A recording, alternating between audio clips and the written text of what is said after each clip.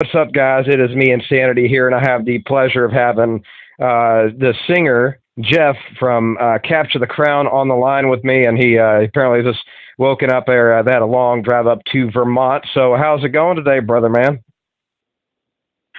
Not too bad. Like I said, just sort of wakes up. That sucks. I've had to do some interviews right after waking up. It's a real bitch of a time, ain't it? But That's all good.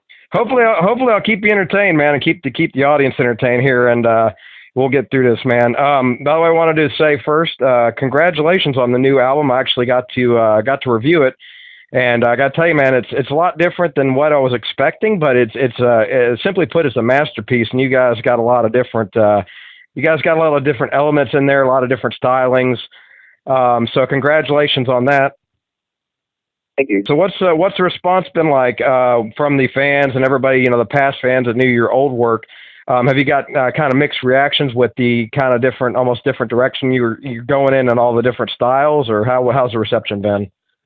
So far, all the reception that we've received from everyone been really good. We had some, I don't know, we've had really positive comments. I haven't really seen too much. Haven't even looked into it, but yeah, so far so really good, and I don't know. I haven't really had too much more about it. I think it's the like negative comments. So Yeah, I have seen it's been pretty good. yeah, man. Because it's been out a couple weeks now. I got released on August. What was it, August 8th, August 11th? I forget now. My brain is. August 5th. Okay, cool. Yeah, like I said, I liked a lot of the tracks on there, but I mean, it's all around. It's a great work, and I like to see bands that kind of go diverse and have a little bit of everything on the album, like Reign of Terror does. So let me ask you, for this album, what was the thought process going in as far as musically? What were you guys trying to achieve musically with the lyrics and the overall tone and sound of the album? Yeah, we sort of all came together and agreed that we wanted something a little more mature and heavier, something that showed that we have musical progression, and we sort of grew up a little bit from our last album.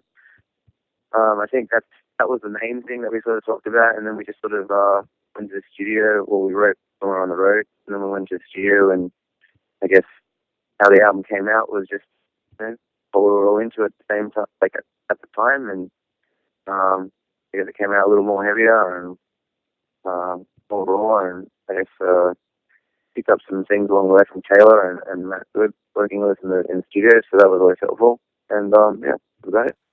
Yeah, man. It seemed like it was well thought out. Now, how much time actually went into the overall composition? I mean, how long did you guys just grind away at writing the music before you guys said that we need to get in the studio and write another album and record it?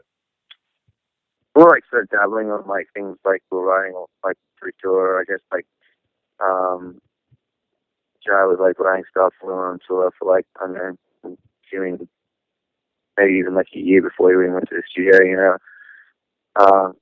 We had a lot of time on our hands, and obviously on the road, so I'm always constantly writing lyrics, and I'm like writing lyrics for the new album now, like our next album. So it's just like you listen to keep busy and utilize your time well, and I feel like the album was a long time coming, but finally got into the studio.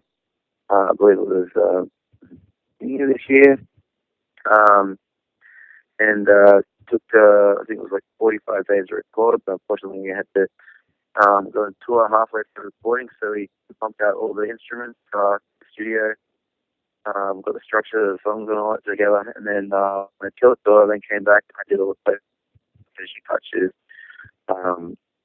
all the keys and the electronic sort of things, and production, and that was the album. Oh, very cool. Yeah, that's pretty cool, man. I was really excited to see you guys, like I said, with the new album. Let me ask you this, because I know that you guys got so much shit from people. I heard critics, and I hated it because I like your band and stuff, and everybody's like, well, they're trying to copycat Asking Alexandria, and the guys are just posers. I mean, I heard all this stuff about you guys, man. I was like, why can't a band just be what they want to be, And I didn't get that at all, from your old stuff. Did any of that harsh criticism or backlash about the whole Asking Alexandria thing play into the sound, or trying to stay away from a certain sound for this album? Not at all. I guess like when we were our first album, it just sort of came out that way, and people sort of put their music and our music together. But there's so many bands that sort of doing the same thing. Like you scream, you sing, you got some fucking keys in a song, and you're already ripping someone off. But like that's just what we enjoy, and we always enjoy that. Been doing music since I was fucking 12 years old. So it seems like you guys after that song hashtag, I don't even know how to say it. OIMA8, what the fuck? That song. It seems like you guys. I mean, I know you guys were touring with some bands, and you guys seem like you've been touring pretty nonstop. But it seemed to me like you guys almost like disappeared. You didn't hear a lot about you on YouTube or on social media. What were you guys doing? Were you guys actually in the writing process, or were you guys just kind of trying to lay low and have something, come back with something strong for the fans? Yeah, I think we took a long time and sort of like get away for a bit, trying to get this album out as best as we could. We tried to keep up with all the social media stuff, but we haven't been on. We weren't on walks. We weren't on like any huge tours. I guess that doesn't really enable you to get noticed as well as it could be as well. So I guess, yeah, we just sort of hid away and now I'm in the spotlight. Oh yeah, man. Well, it was really strange considering, when I first heard about you guys on YouTube and you guys were bigger than like, at one point you guys were like bigger than Justin Bieber, dude, because it was like, and I hate that guy, by the way, but, because it seemed like, you called out a knife was everywhere. On YouTube, and everybody was just the aggression and the lyrical content. It was really strange to see you guys as kind of, you had like 2 songs. I was like, what the hell happened to those dudes? They were awesome, and they really didn't seem like it didn't, you guys didn't really give a shit. That was pretty cool that you guys had that kind of attitude, like we're just going to play what we want. Do you think that you guys, for you guys, was it just, how did you guys handle that as far as like, having this big, huge hit and then having, the whole Sumerian Records thing happen? How did you guys regroup and come back stronger from that? Well, there's a lot that people don't know about that, but that was the best decision situation that could have ever happened with this band, because we were just getting pushed down hard drives and by a bully, basically. And now that we've moved on, it's healthy for this band because we have more freedom. We have people that care a lot more about us. And I guess like in answering the question, that like the band not wanting to give up. We're determined. We've thrown everything into this. It's very cliche. I know every band does, but like more so than normal bands. Being foreign and not being home a lot, and having all full-time jobs and getting rid of it just to pursue a dream, I guess.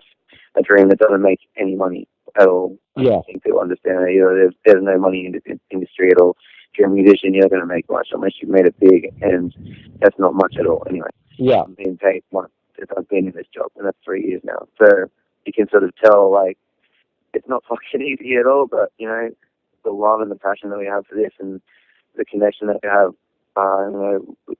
as a band and with our fans is more important than anything, and it's priceless to be out on the road and a privilege to continue playing shows and have a fan base that cares. So yeah, dude, your fans are hardcore, brother.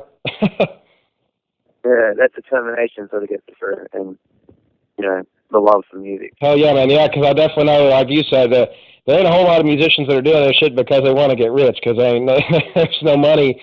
Since everybody steals all the songs and shit, and everybody says, I ain't buying, I ain't paying $20 for a T-shirt, but then they don't realize that the band ain't eating for a day or two. It's just, if people really knew what you guys go through, day in and day out, they'd probably buy more shirts and support you guys more. Not that they don't want to, but I just don't think. I think I see you on stage day in and day out, and I see you guys as kind of like idols, and they think that you guys are like some sort of rich people living in a fucking mansion. Yeah. I think people have that thought process. I did when I was little. I thought the band should win money, but nope.